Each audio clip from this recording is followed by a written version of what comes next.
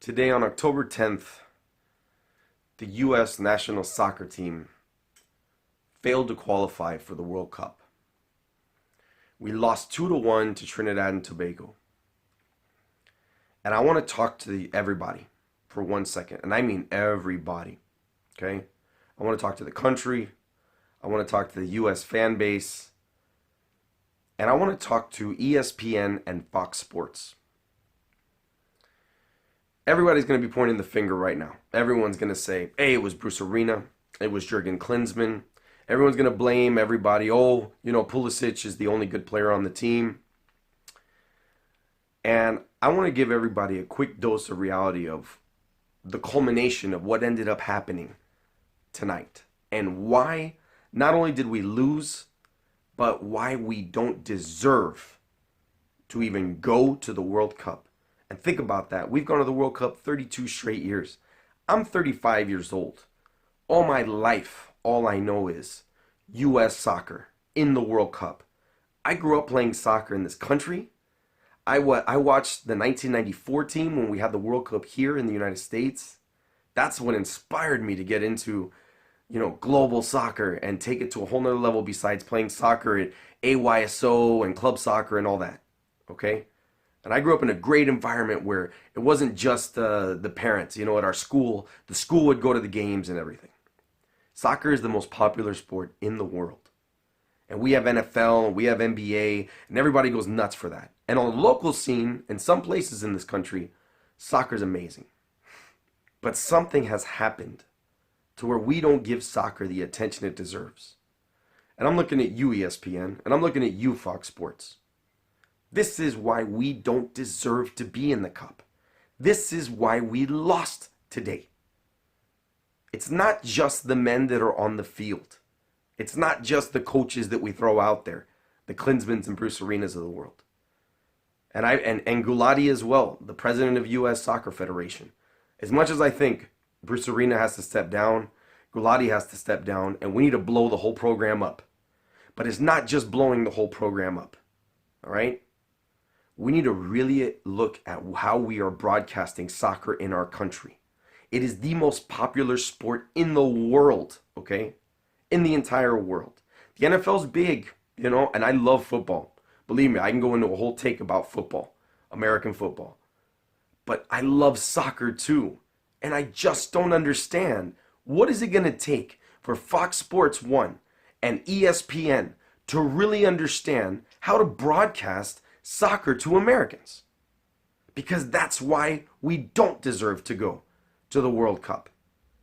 It's not because, not only is it just because they don't broadcast it correctly, but it's because they're not fueling the fanaticism that's there. And they're not throwing gas on the fire so that it blows up in everyone's face. And soccer becomes enormous in this country. Look, MLS is growing. And I get it. It's not moving the needle. Not the way football and basketball and even, baseball playoffs and things like that. So MLS gets some attention and, they're trying. But I'm not talking about MLS. I'm talking about the U.S. men's national soccer team. Every country in the world, when their national team plays, they stop what they're doing. At least it's on their main sports news. And they say, hey, what happened today? Oh, the Mexican national team did this. And I mean, all the Mexican programs go nuts. In Spain, in Europe, in Italy, in France, in Germany. There is an avid soccer scene in their media, not just in the streets.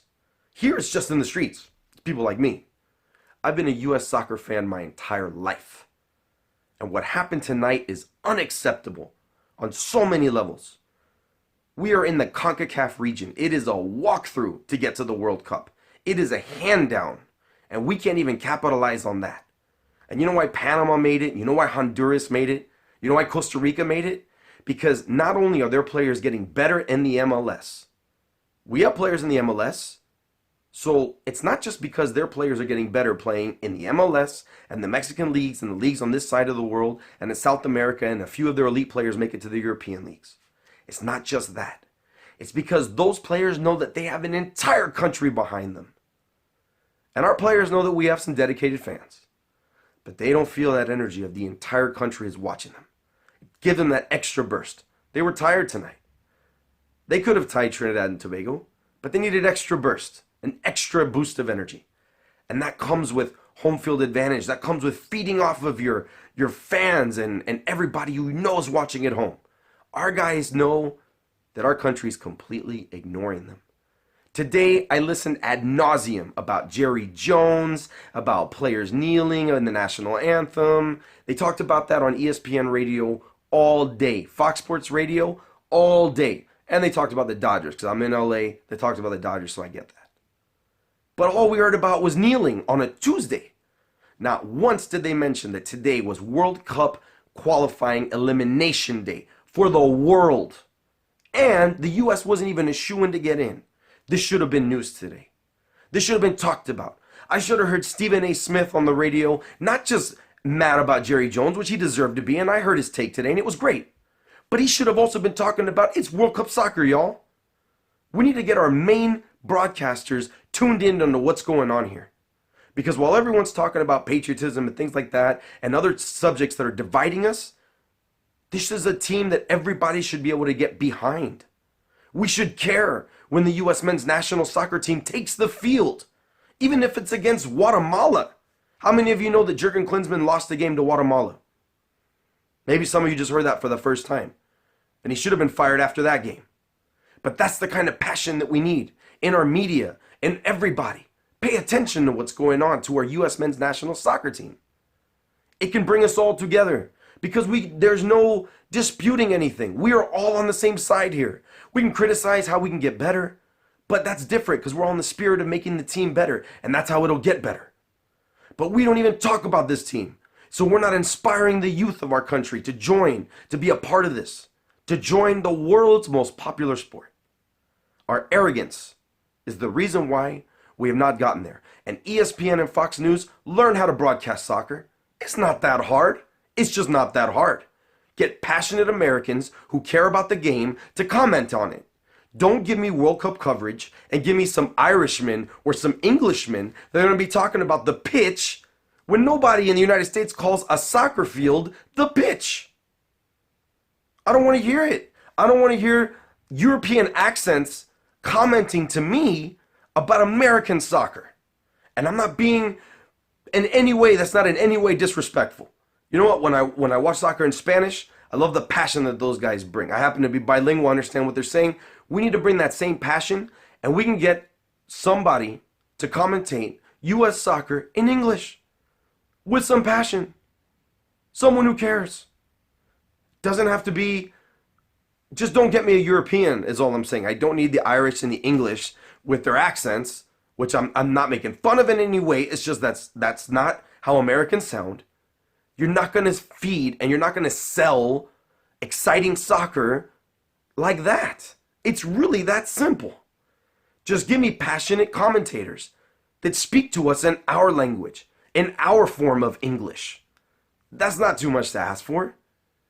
When you start broadcasting soccer better, more people are going to want to play it. Our athletes are going to want to go there. When people talk about the concussions and NFL and all this and that, you know what? Soccer's a much safer sport. We should start inspiring some of our best athletes to join the U.S. men's national team, represent this country around the world, become one of the best so that everywhere we go, people are lining up. And don't give me that nonsense that there aren't enough fans here in the United States. Because when Manchester United, when Chelsea, when Barcelona, when Real Madrid, when any of those teams come over to the United States to play exhibition games, we are selling out stadiums in the 94,000 seat capacity. But you mean to tell me that you can't even talk about the U.S. men's national soccer team on a day where we could possibly get eliminated from the World Cup? And guess what? We did. So wake up, America. If we're going to fix U.S. soccer, it's everyone. It's not just Bruce Arena. It's not just the players on the field. It's you. It's me. It's ESPN Radio. It's ESPN, the network. It's Fox Sports Radio and the network. The big players. Do your jobs. It's really not that hard. And when you guys start doing your jobs, it's going to go down the chain all the way from the top, all the way down to the kids that are playing AYSO. And it's going to get better all around. The whole system needs to be revamped. It's unacceptable that the United States is not in the World Cup. We cannot let this happen again. Let's come together. Let's blow everything up. Pulisic is the leader moving forward. I think that's a unanimous thought. Let's start figuring out how to build a team around his creativity that works with him. We have 5 years to get this right. It's amazing that we're not going to go to Russia. But the good news is, this is an opportunity for us to change the whole system. So let's all get together and let's do what needs to be done. We're not just going to bow our heads and back out of this. We got to unite, come together, and let's lift this program.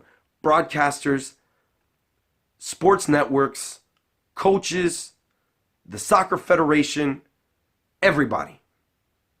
God bless America.